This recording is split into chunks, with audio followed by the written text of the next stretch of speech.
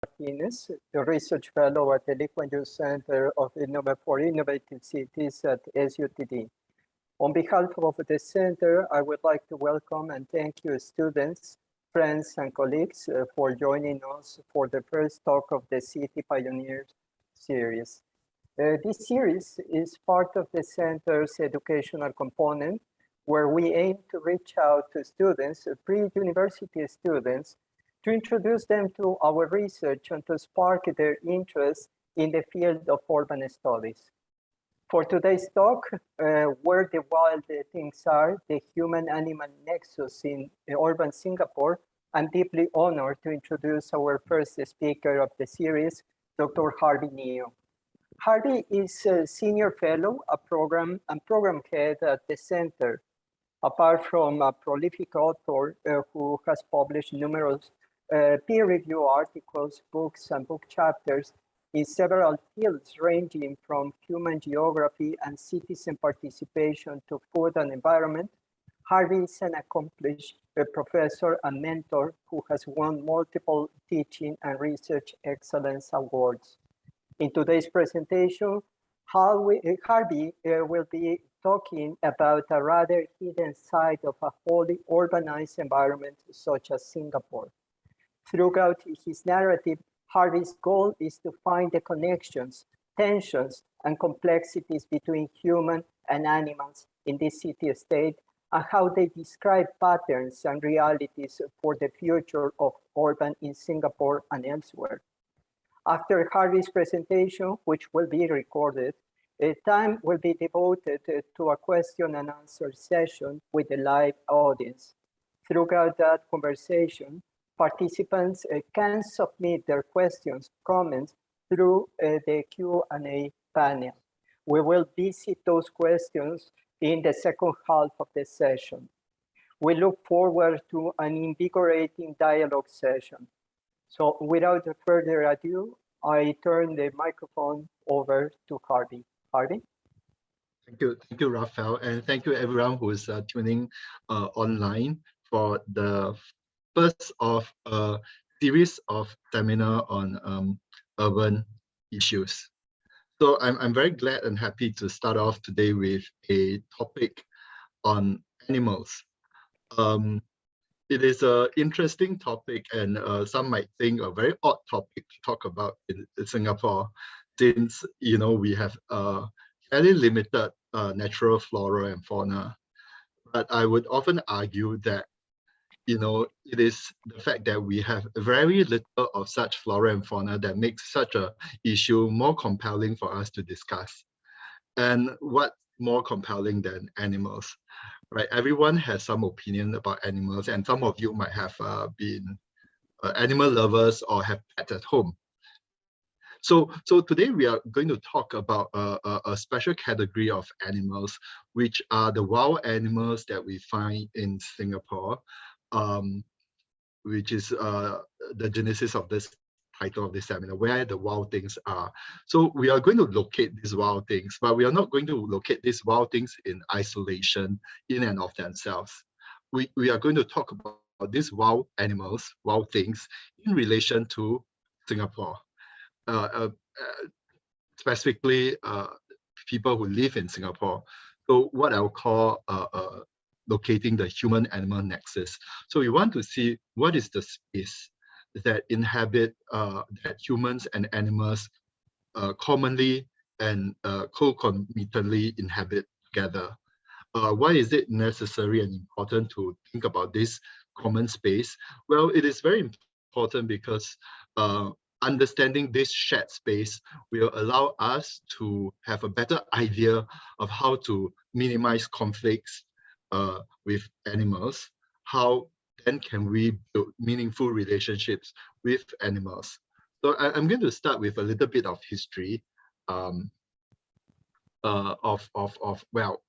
drawn from Western culture, unfortunately.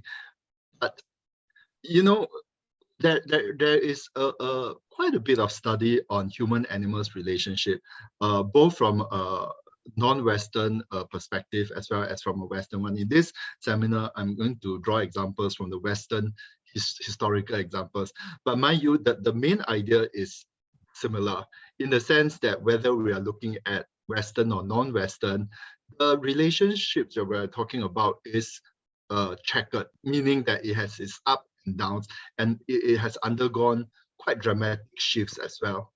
So for instance, in Western human-animals relationship, in as early as the 30th century, Bartholomeus was very emphatic. He was very certain, and he was very categorically saying that all types of animals, whether it's domestic or wild animals, and also reptiles. I'm not sure why he made a distinction between reptiles as a special category of things, as though reptiles are not animals. But anyway, he said that animals, whether they are domesticated or otherwise, they were created for the best use of men. So what this means is that the relationship of humans and animals in that time, at least, as understood by Bartholomeus, was very functional. In other words, the animals serve a function for people. And it is also because of that kind of functional relationship, hierarchical, meaning that there is a distinction between humans and animals, meaning humans lord over the animals. Humans are of a more important place than animals, which is why, you know, he said that the animals were created for men. But this is interesting, as I said, a checkered history. So you might think that if it's hierarchical and functional, then the distinction between human and animals would be very, very clearly defined. But it's not so. In fact, a lot of times humans are likened to animals, animals are likened to humans, right? If you are aware of fables and tales, Aesop's very short tales about animals, it's a form of what we call, okay, I hope I don't trip on this word, anthropomorphism, right? So anthropomorphism is a way of thinking which we put human qualities onto animals, right? So in other words, through anthropomorphism, we are demonstrating the closeness of humans and animals. Right, this sounds a little bit different from, you know, humans are having a hierarchical relationship with animals. In fact, anthropomorphism is a way of thinking that connects closely humans and animals. So we often hear, even today, lions, some animals are likened to be courageous. Lions for courage, pigs for gluttony. Again, this is cultural specific, right? In some cultures, let's say the Chinese culture, it may not necessarily be a symbol for gluttony. It could be a symbol for prosperity or richness. Hunting dogs are likened in Western cultures for to be symbols for pride and arrogance. Again, culturally specific. Okay, so it goes further than just symbolism. In some cases, they take such qualities and such symbolism to a very real sense. So because lions are likened to be courageous, sometimes, you know, warriors will wear a lion's pelt, thinking that that will give them some form of actual courage. So to extend on that kind of motif, right? Animals can be seen as bearers of guilt for humans. And this is a recurring idea that we have in both Western and non-Western culture. So in the Old Testament, we have a very ritual atonement of people's sins, right? So in the Old Testament, it said that it takes the priest will take 2 goats and sacrifice the goats in a way of atoning the sins of entire population. It is so that we have the word scapegoat. Okay, it came from that kind of association. So in other words, the links in some cases shared by humans and animals are so close that they are almost acting as proxy to humans. Okay, so it's what I call a checkered history, because sometimes it seems that we are very hierarchical with our relationship with animals. Other times it seems that we are so far apart and there's nothing that we share with the animals. So scapegoat is one of those ideas that really shows that humans are proxy to animals. If we fast forward to modern times, right, we can see that we use animals in that kind of way as well, as proxy in a very hierarchical sense, in some cases. So we have cosmetics industry. Well, now it's much less done, but in the past, when we want to test whether a product is safe for use for humans, before we actually go for human trials, we do tests on animals. And especially animals which are physiologically similar to humans, so that the primates and of late pigs as well. So these are the ways that we use animals. In this case, it's a hierarchical sense, but it is used in a sense that animals are close to us. Well, in this case, it's physiologically close to us. Okay, so we take this argument even further, where it's not just proxy, it actually completely represents, and we treat animals as though they are of equal standing to humans. You see how this has far departed from the 30th century, where it's a very functional and hierarchical relationship. So in this case, right, in the Middle Ages, there was a period of time where animals were treated as though they were humans, as though they were aware of their actions, as though we could punish them in the transgressions of so-called law and regulations of that time. So it was common then to have animal trials. You know, so for instance, if in this case, it was documented that a sow was tried for attempting to bite a child to death. And of course, justice was served, and no pun intended, it was dished out universally. I don't know what they do with the carcass of the executed sow, but yeah, so that was the time where animals were seen as though they were capable of being punished. They are aware of their actions and they deserve to be punished in the same way that we punish people who transgress. Alongside with these kinds of developments, we have all kinds of, even within Western culture, all kinds of other developments with human animals. One of it would be the killing of, really the ill treatment of animals in general, which persists to this day.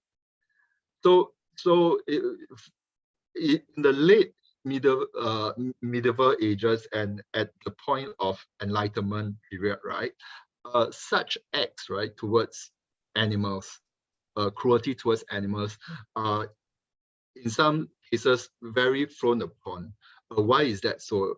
Well, there are various reasons given. One would be a very religious, biblical, Judeo-Christian opposition to such treatment of animals.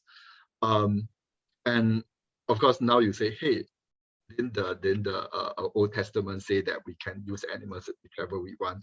But now in the New Testament, there are various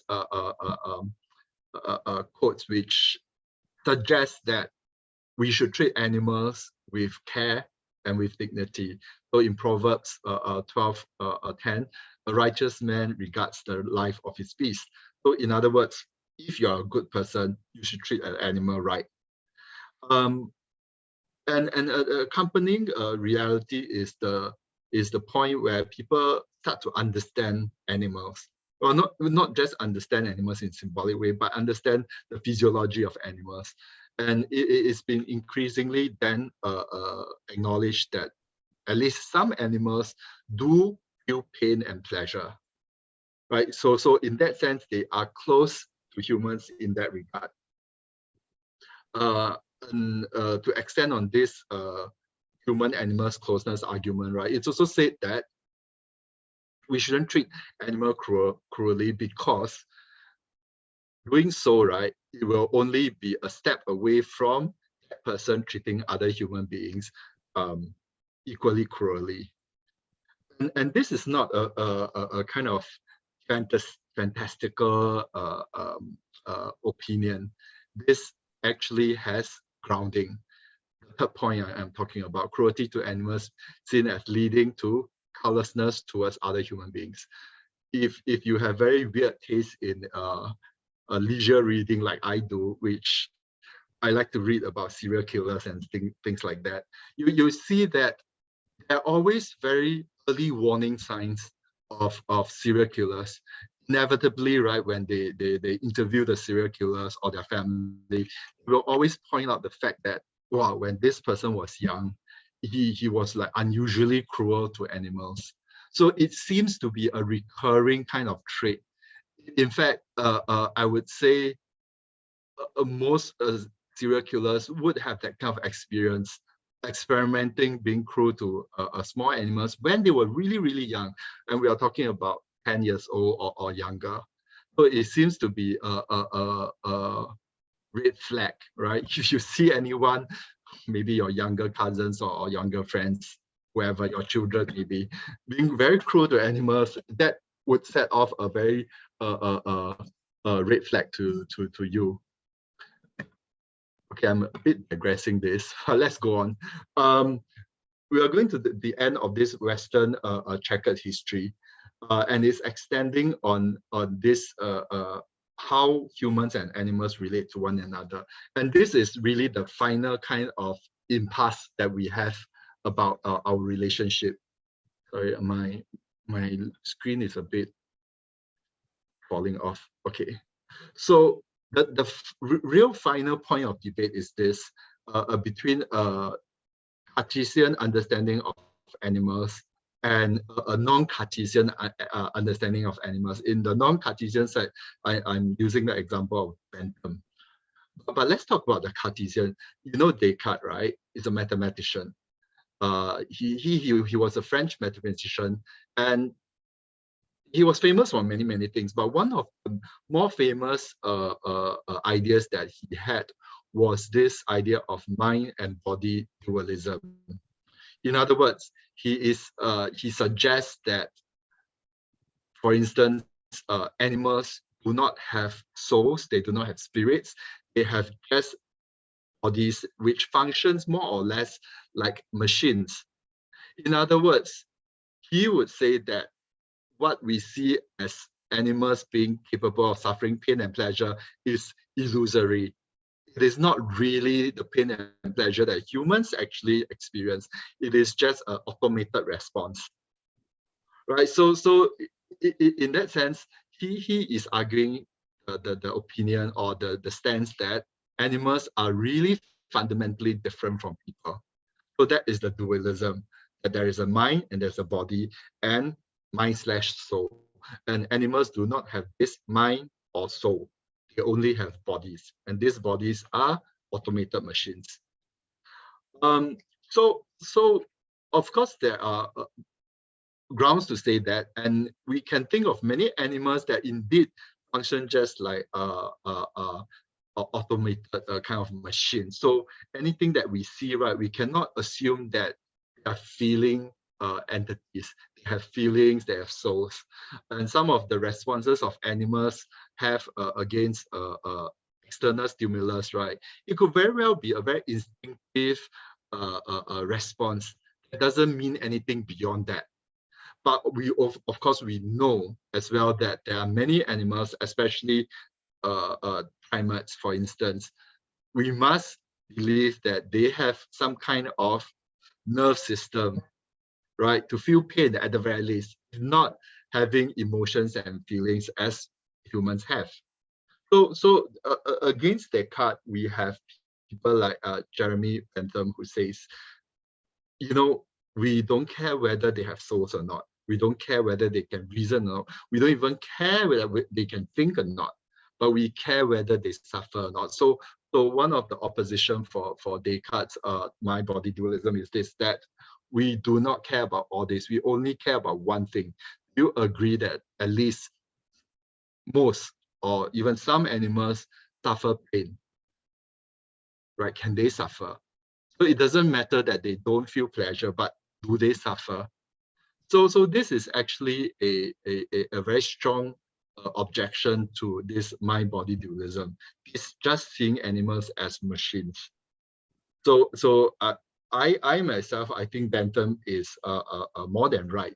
In fact, he is a bit understating the fact that I do believe that not only do many animals suffer, but some animals, they thrive in the pursuit of pleasure as well. So they not only suffer, they have a kind of instinct towards pleasure seeking, towards avoidance of pain, towards having fun. All right, and we can talk about that later. So you can see this through this history, right? Our use and abuse of animals, it's quite complicated.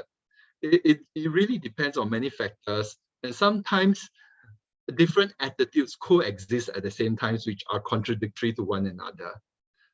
So the question that we might want to ask ourselves is there any underlying overarching logic beneath our use and abuse of animals?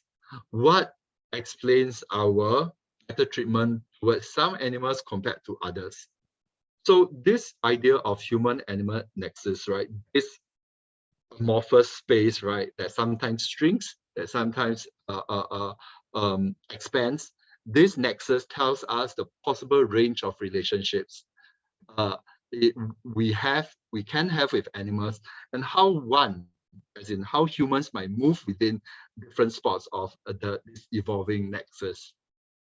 We bring our focus back to Singapore. Before that, this is the diagram of the kind of conceptual idea behind this nexus.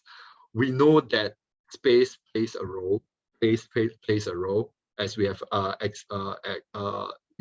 illustrated through the example of Western history. We know identity is a key component. And beyond that, space plays identity. We know we are also talking about boundaries. We are also talking about what kinds of networks we exist in.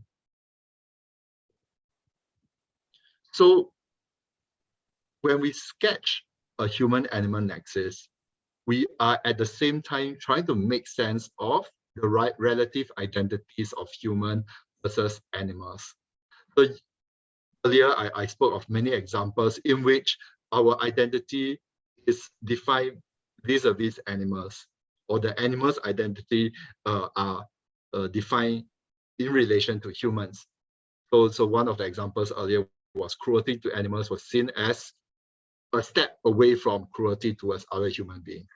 We also know that this nexus, right, depends on exogenous factors. In other words, factors that don't directly relate to the humans or animals themselves. So things like how close they are, close as in physical closeness, proximity. What is the length of time that they have spent together? So time is also an exogenous determinant. But as our example of the Western history has shown, there are many, many endogenous determinants too. So endogenous determinants are factors which relate directly to the human or animals. So we have the human characteristics, that's obvious enough. In other words, the social demographic of the human beings. So if, for instance, you are schooled in the Descartes education, right, then this endogenous human characteristic will clearly define how you construct your own human-animal nexus. Because if you're from the Cartesian school, right, you will think that, well, animals are just machines. They have no emotions. They seemingly feel pain, but not actually so. Other endogenous determinants relate to animals. Are these animals shy of humans? Are these animals capable of harming humans, etc., etc.?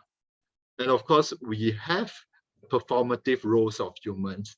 And this would be including people who are not directly in contact with animals. So they are not proximate. In other words, I would classify many Singaporeans as such. We generally are not aware that we are in close proximity to many forms of animals. And this is the reality.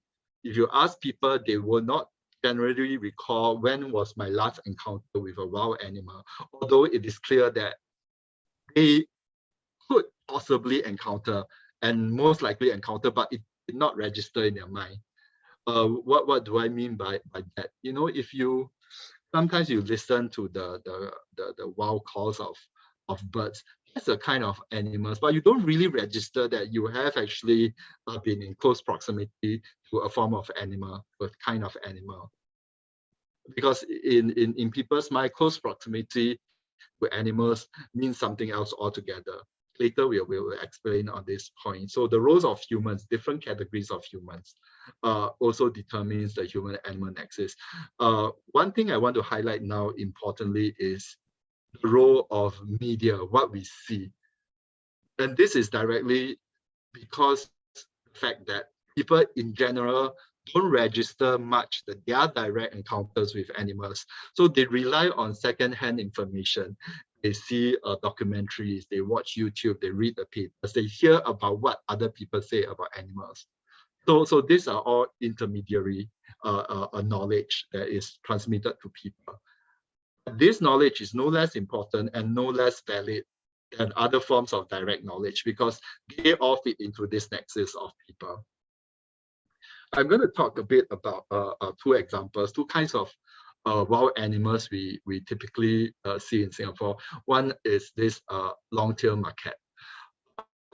Macaque is, if you live in certain places in Singapore, you must encounter this quite regularly.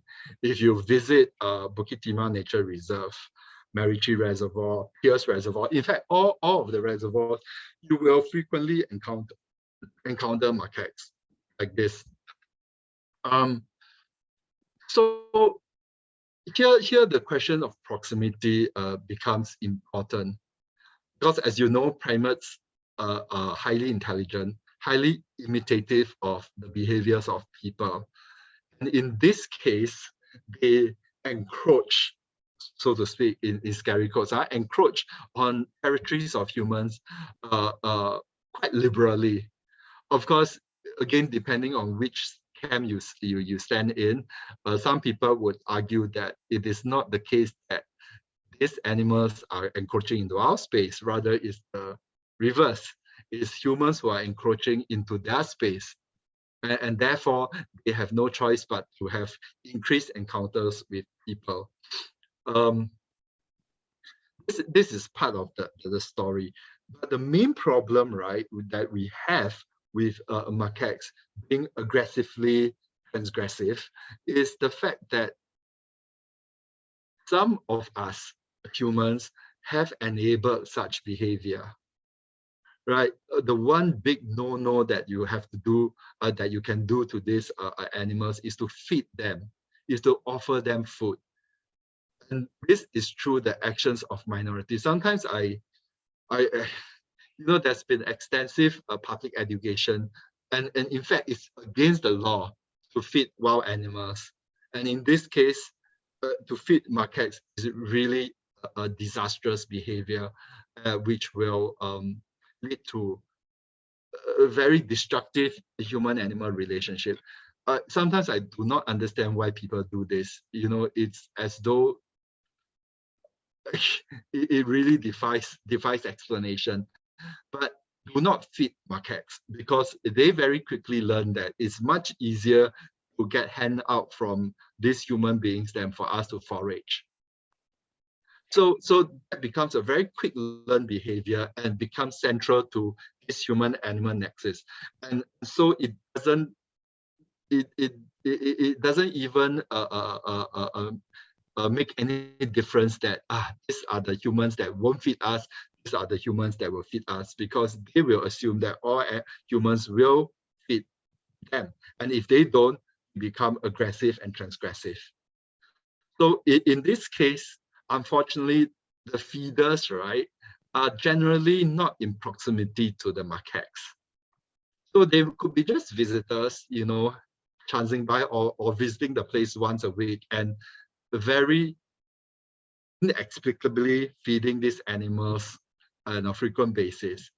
Unfortunately, the fallout of such behavior are borne by people who do live in proximity with these animals. So we have all kinds of problems arising from that.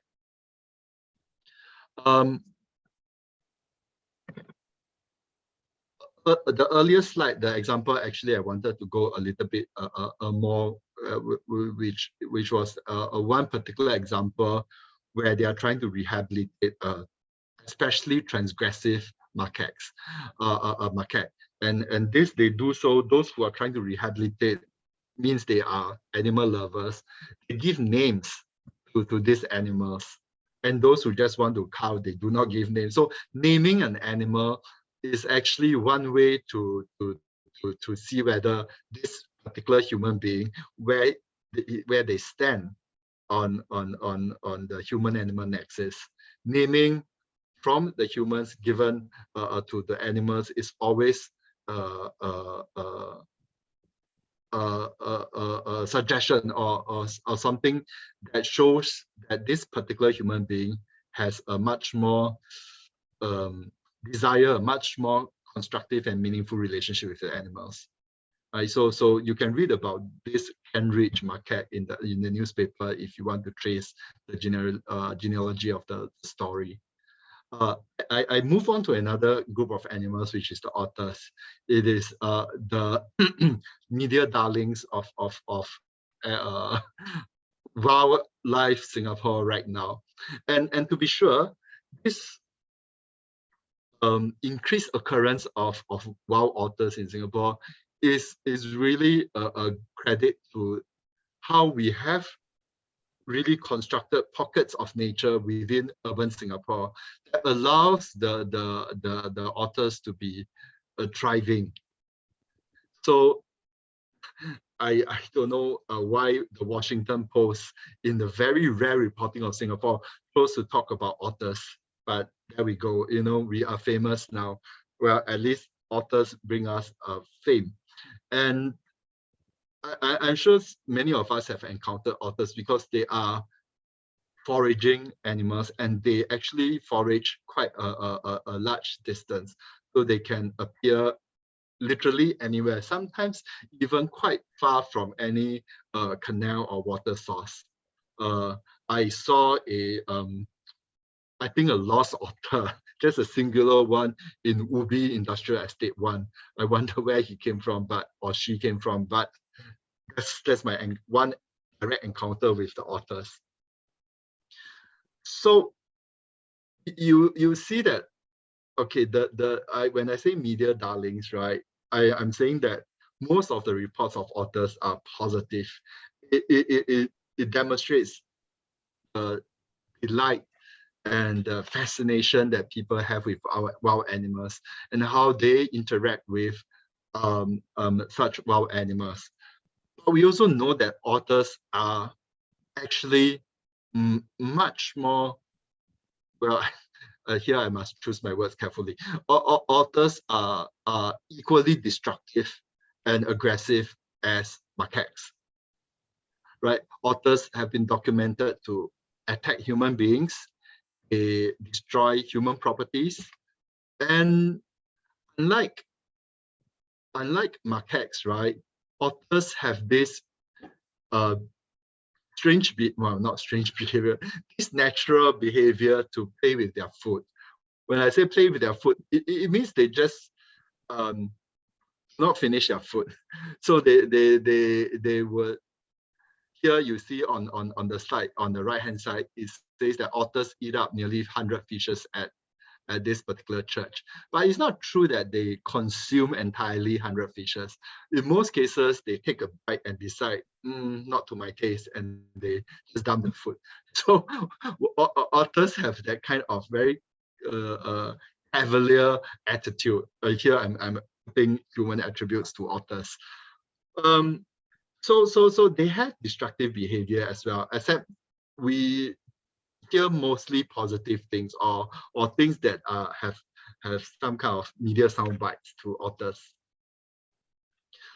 If we do a quick comparison, right, we'll see that macaques and otters are almost polar opposites in how they relate to human beings. In macaques, the increased contact can be due to encroachment, and this otters is, well, we don't phrase it as though it's an encroachment. We phrase it as though it is something to be celebrated. But as I understand, the idea of transgressive space is present in the case of otters as well. There's one distinct difference, though. I guess purposeful human feeding towards macaques is possible and one of the destructive relationships that we have. But purposeful human feeding to otters is not really possible. Otters do not need us to feed them, so to speak. They can just take fuel from the buffet table of fish ponds. There has been documented attacks on humans from macaques and otters as well, both. There is strong NGO support in the protection of macaques. There is more visible community support. When I say community support, I just mean generally people are supportive and like otters. And here, point number 5 is a matter of aesthetics already. Macaques are seen as less pleasing than otters. This is really a matter of perception and aesthetics. Macaques have frequently been culled, and that has been an option to control the population. And as I say, otters are not culled, not just because perhaps the population is not so numerous yet, but also because otters range. They don't typically stay in a place long enough for people to find them a nuisance, right? So they have different behavioral patterns in the way they move around urban Singapore. So we can conclude that narrative of otters are generally, I would argue, much more favorable than macaques. Here, we know the general trends. I want to share with you that we are trying to understand. We are trying to understand how humans treat animals in Singapore. And we do note that there is an increased incidence and occurrence. And with the popularity of social media, there is so much more documentation of our encounters with animals in Singapore. So we have an ongoing survey / research on human-animal relationships. And we really have the goal of teasing out this nexus of human animals in Singapore. We want to understand what is the constellation of human attributes that can determine or even predict the kind of relationship particular humans have with animals. When we say constellation of human attributes, I mean human attributes such as the social economic background, the kind of spatial networks they are in, the kind of proximity that they have with animals. So these are the kinds of things that we want to understand, and we are conducting a island-wide large-scale survey to get to the root of things. Remember earlier I said that maybe if you are schooled in the Cartesian education, you will probably have a particular relationship with animals. But of course, it's not as easy as now in contemporary times to predict that, because nobody will say that, Descartes determined me as a person. But the idea is the same. We are trying to see whether there is some kind of smoking gun, some kind of compelling attributes. It's not singular attribute, and a constellation of attributes that can determine the relationship we might have with animals. And we want to understand whether specific animals make a difference. So this is a part of our ongoing study, and I want to excite people or interest people that there is a lot more to understand and learn in how we interact with animals. And with our ambition of becoming a city in a garden, there will be increased encounters that we have with animals. And if you just open your eyes and your ears bigger and be more in tune with our environment, you'll see that day after day, you will encounter animals. Just be more sensitized to such encounters. And then you will see that, well, okay, there are some animals that I like, some animals I do not like. And why is that so? We are trying to answer that question as well. So I'm just going to end here and leave some time in case you all have any questions. So I'll hand over back to Raphael. Thank you very much, Harvey. Thank you for a very interesting presentation. Harvey, we already have a few 3 questions in the Q&A box. So let me start and give some time to people just to think about other questions. So let me start with the first one. It is an anonymous attendee. In your opinion, how can ordinary citizens and youth play an active role with regard to wildlife in Singapore? Yes, so anonymous attendee, that is a very good question. There are many ways in which citizens and especially youths can engage in the cause of wildlife in Singapore, and it really it's really dependent on what activities you are comfortable with. The most obvious route is to join a organization that is close to your heart when it comes to animal issues. So that is one. You can help in publicizing or telling the general population good ways to interact with animals. So you carry yourself as an ambassador. You carry a certain message to certain animals. That's one. So join an official group. You can also help in research. So you see the QR code here. This is details about Human Wildlife Project. We are always welcoming participants to help in our research, whether as a respondent or as someone who can help us conduct our research. So this is a much more active and direct participation, and it doesn't involve you signing up to an organization for the long haul. So it is an ad hoc thing that you have to do. The other thing is to just educate yourself. I mean, if you don't have time to do all these things that I just mentioned, you can just educate yourself and learn more about what it means to live with a meaningful coexistence with animals in an urban setting. So that's my response to your question. Wonderful. Thank you very much. I have 3 more questions, Harvey, for you so far. So the next is from Hansa.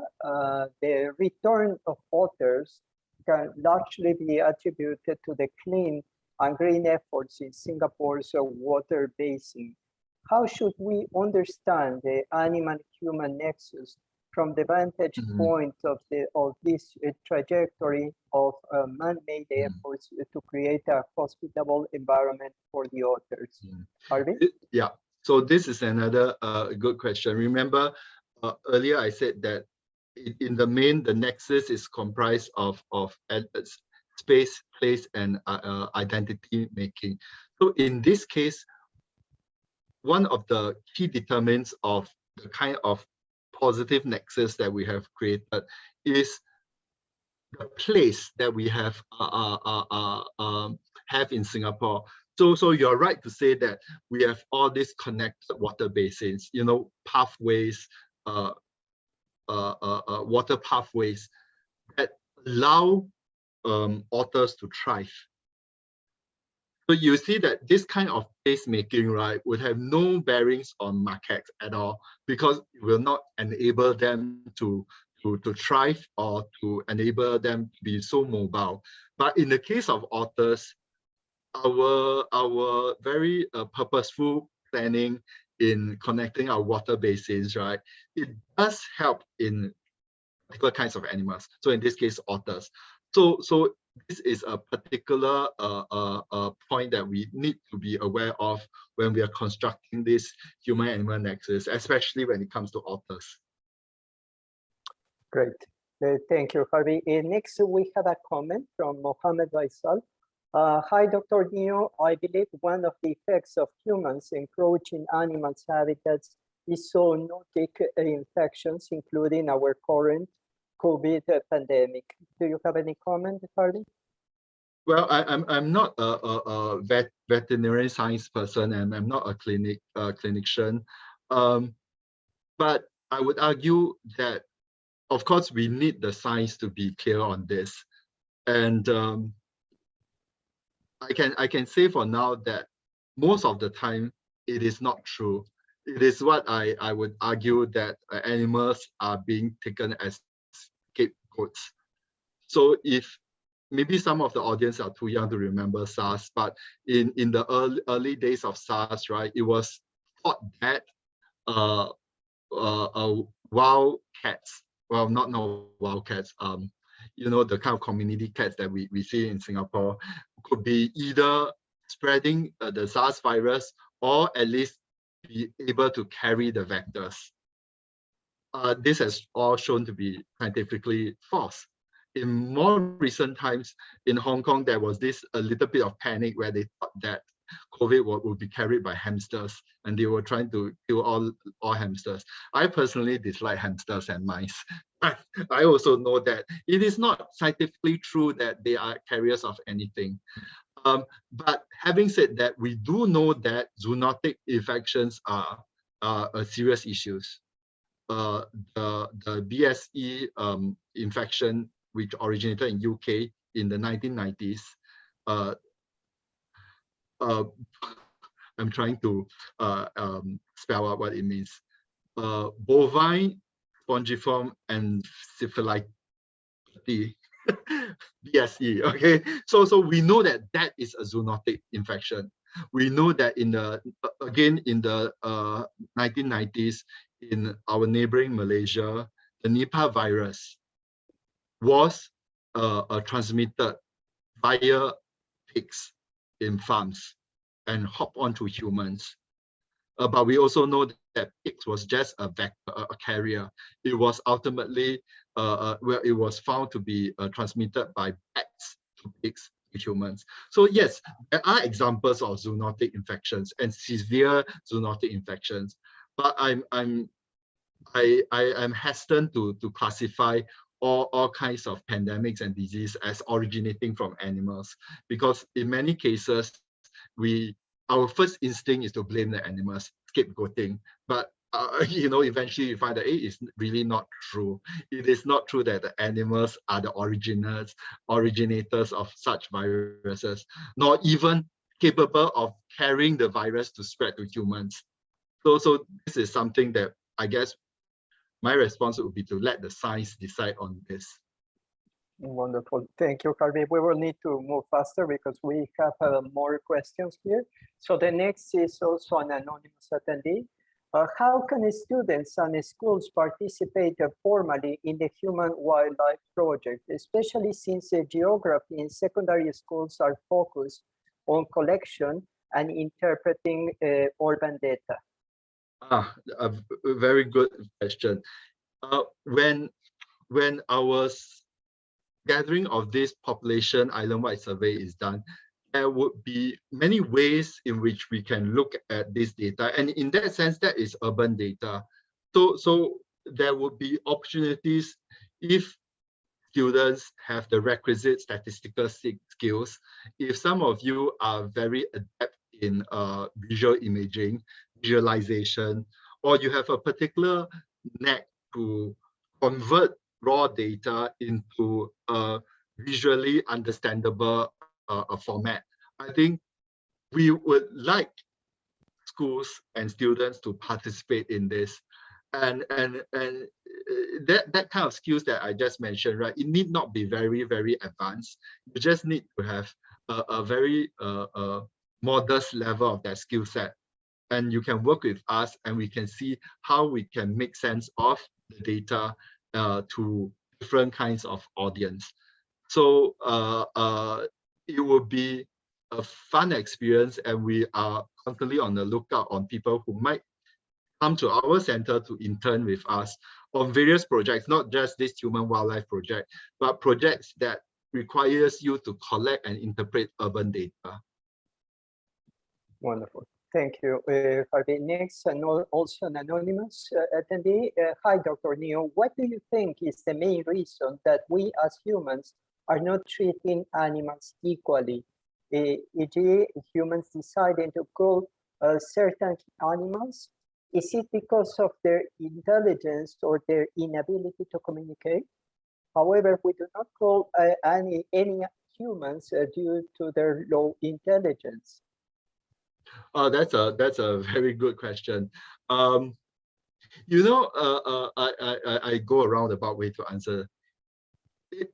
Only fairly recently we stopped calling humans due to their low intelligence. So for the longest time in human history, we do that as well. We cast out humans that not just because of their lower intelligence, but perhaps because of certain disability, we do in a way cow them. All right, so what changed? Civilization, the maturing of our empathy. So you know, this is a process, and this is a question that is a very big question. In other words, if we look at ourselves, right, our ethics progress as human civilization progresses.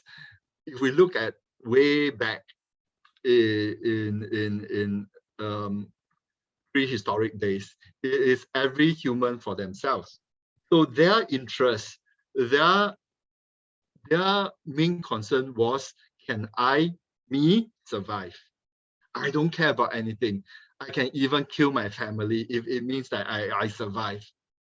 So of course that stage did happen, but we quite most certainly outgrew that stage.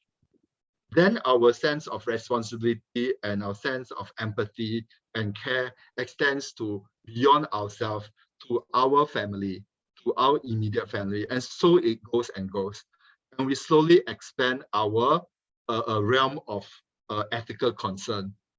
So if you ask me now, what is the main reason that we are not treating animals equally? I would say the main reason is we have not expanded our empathetic ethical concern to a large enough sphere. But the good news is, I think we are getting there slowly, right? Slowly, we have people who are extremely empathetic, who feels that animals should be treated to some degree of equalness. Of course, we can argue whether it will always, it can ever reach the state where it is absolutely equal. I don't think it will, but we will reach a stage where it is much better than it is now. We will reach a stage where, for instance, intensive livestock farming will be frowned upon, will be rejected. We will reach a stage where most people will make a conscious effort to consume less animal products. We will reach a stage where we believe that we cannot treat animals whichever way we want just because they are animals. I think we are reaching there. If you ask me how long more to go, I have no idea. It is how history wants to move. But you yourself, anonymous attendee, you can start your transformation immediately. You don't have to wait for the world to change, right? Wonderful. Thank you, Harvey. The next question is from Han Wei. I think this question is divided into two, but I will try to put together these two questions. So, hi, thank you for the thought-provoking yet concrete discussion. I have a query. It was mentioned naming an animal is a way to show one's position on animals.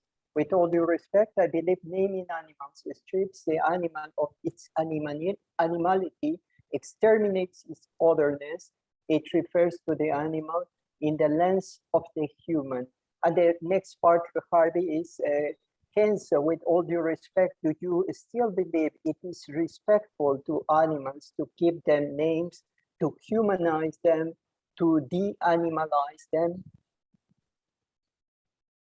Okay. Also, there's two parts to it. Yes.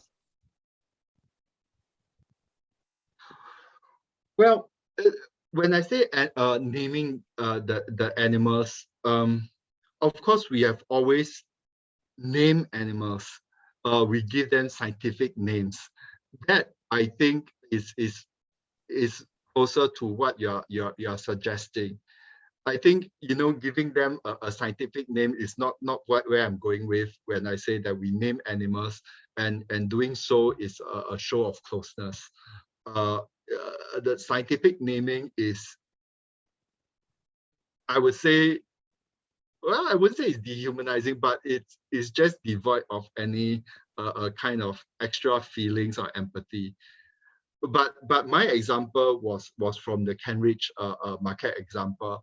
You will see that quite clearly that those who wish good happen to the market and not the market to be caught, they give the markets a name, Daisy or Chipper or something like that.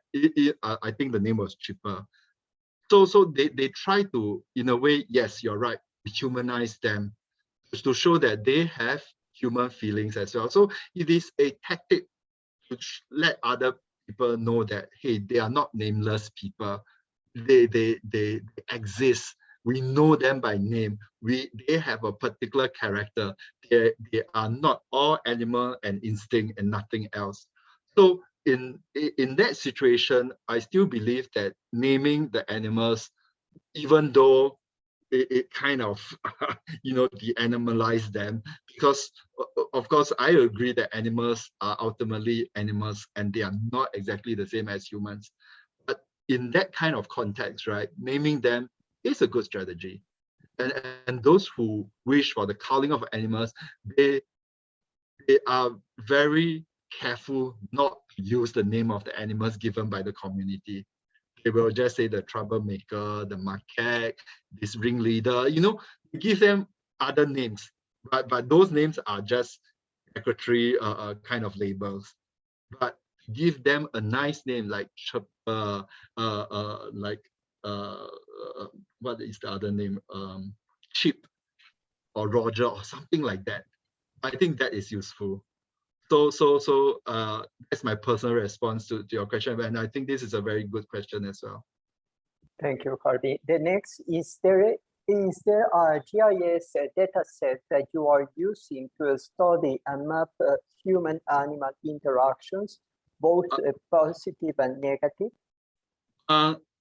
No, we are going to build the data so that we are able to geotag some relevant response to the people, depending on the area they stay in. Of course, there is some existing data out there, which, for instance, documents the prevalence of complaints made by humans towards particular kinds of animals.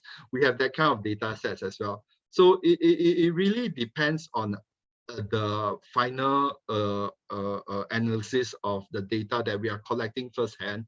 So we are going to combine this primary data with some of this existing data set that we have. And yes, maybe we use a GIS methodology. We use a kind of data analytical imaging visualization, come up with an interesting narrative that will explain the difference in human-animal interactions in different parts of Singapore. So that is a possibility. But at this moment, because our survey is not completed yet, I cannot say for sure how we will use. But if you're interested, or I don't know whether it's public knowledge or not, but there are data sets out there which, for instance, as I said, document the kinds of interactions we have on record with animals. Good. Harvey, there is another question. This is also part of the previous one. Is could you explain again your answer to the question of who the invader is, humankind or animals? Okay, so a very good question. I think the motif of invasion, right, works better for macaques. So I will explain macaques first.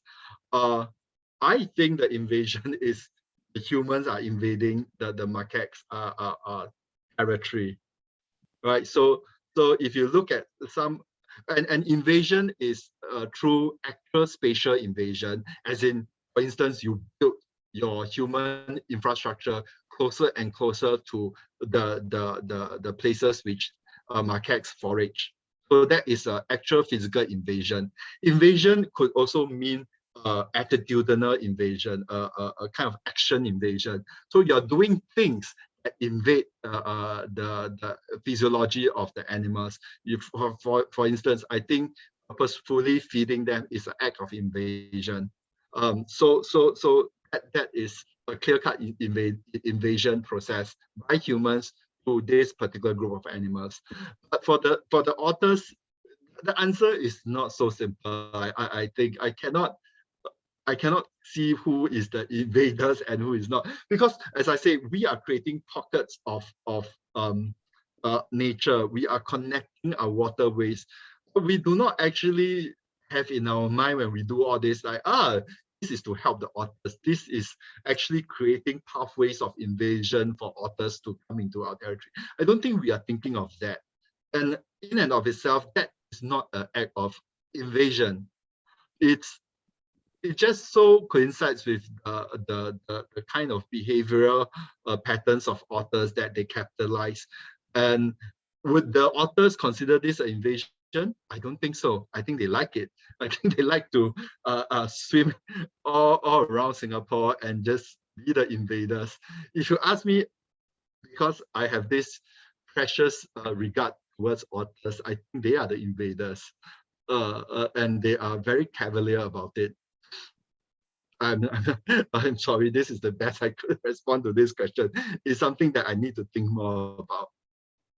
Okay, thank you, Harvey. The last question, Harvey, this is from Darren. There have been cases of Singaporeans treating wildlife poorly, even parents encouraging their children to do so, e.g. many people digging up sea creatures at Changi Beach, leading to their eventual death.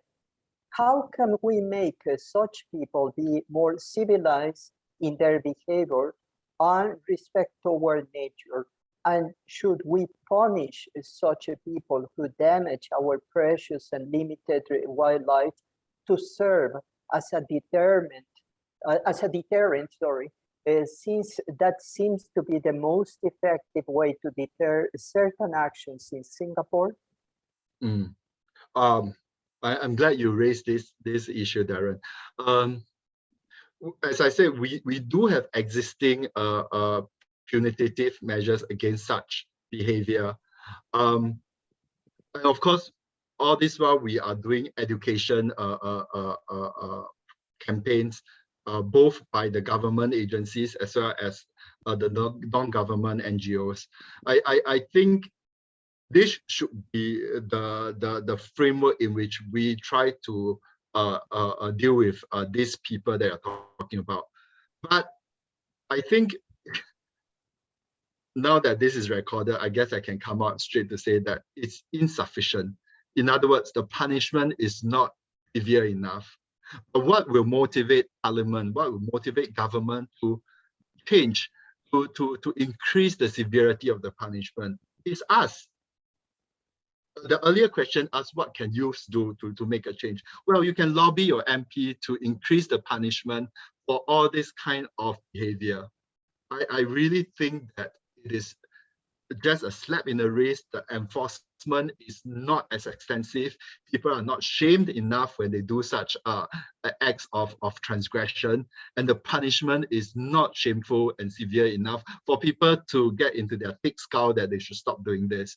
So what you can do, you can write to your member of parliament, you can join an NGO, you can try to tell the government that, yes, education is important, as is a punitive framework, but let's increase the punishment. Fine the people, jail the people. Well, fine. I think fine is easier. Fine is better, you know. So basically just increase the severity of the punishment.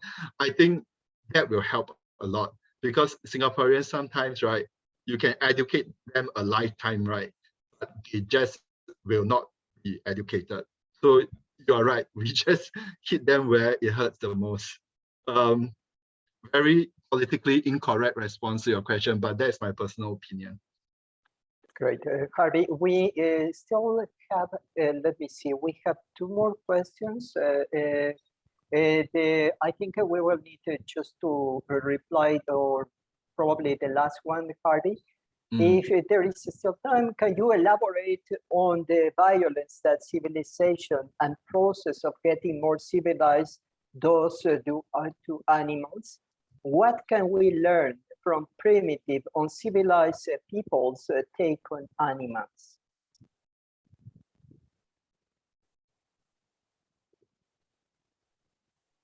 Okay. Well, I don't know Harvey is a boy or a girl, but your questions are mega questions. I think it's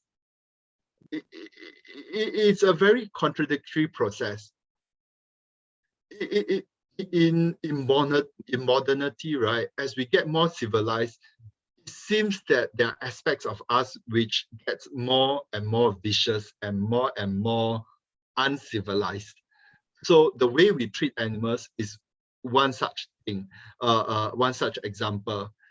You know, large-scale livestock industry only happened in the post-World War II era, right? And we know that this is a very decivilizing process as far as the animals are concerned, because here we are talking about increased suffering of animals so that they can become food to us, and that period of the change in which we rear animals is a tiny drop in human history, right? So it occurred in a time where we become so much more civilized, that we have discarded a lot of superstition. We are very science-based, and maybe precisely because we are so science-based that we are able to use science to extract the most out of animals.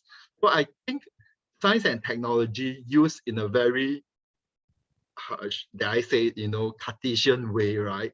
Say that it's just a tool, it's just an instrument. I think science and technology used in that way, right, has damaging impacts on the environment and also the animal themselves. So civilization and the civilizing process is a very contradictory and complex process. My best example would be how, at the height of human civilization, we created a massive system of suffering towards farm animals. I think that is the one of the glaring example to show you that how civilization doesn't mean you are civilized in all aspects of your behavior. Great. Harvey, one last question, and I'm very interested in your response to this. This is also from Darren. Is building park connectors through natural reserves, for instance, NParks plans to build one through Clementi Forest, consider invasion, or more specifically, possibly dilute the authenticity of the natural landscape? This is a very interesting question, Darren. So I think it depends on who you ask. Like I said, right, do the authors consider the authenticity of the natural landscape of our waterways? No. They use it purely as modes of travel that is so much more convenient to them, and that frees them, you know, liberates them to forage further. And otters, being inquisitive animals, they like that. You know, they like to go to places. But if you ask humans, right,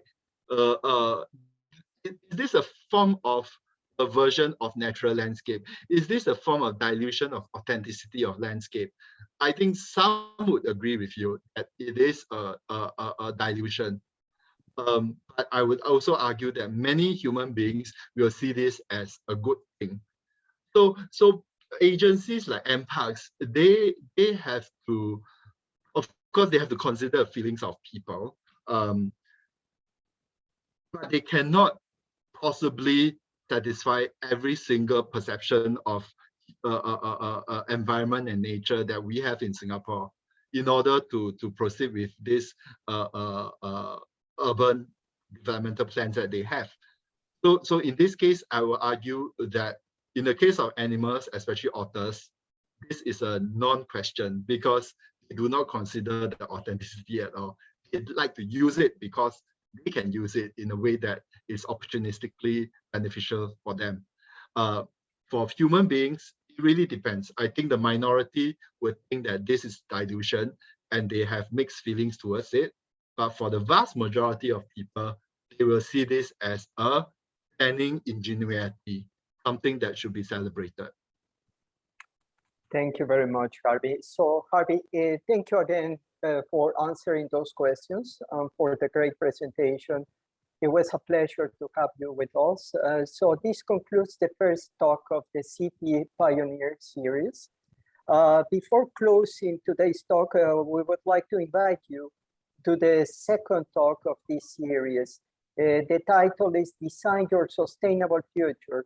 It will be presented by Professor Erwin Berey. He is the Chief Sustainability Officer at SUTD. The talk will be on April 13, same time, 3:30. And also on behalf of SUTD, we would like to invite you to the university's open house. This is going to happen, this is going to be a hybrid event this year. It will take place this coming Saturday and Sunday, 19 and 20 February. So once again, Harvey, thank you very much. Thank you all for attending. We hope you have learned and enjoyed this presentation. Thank you. Goodbye.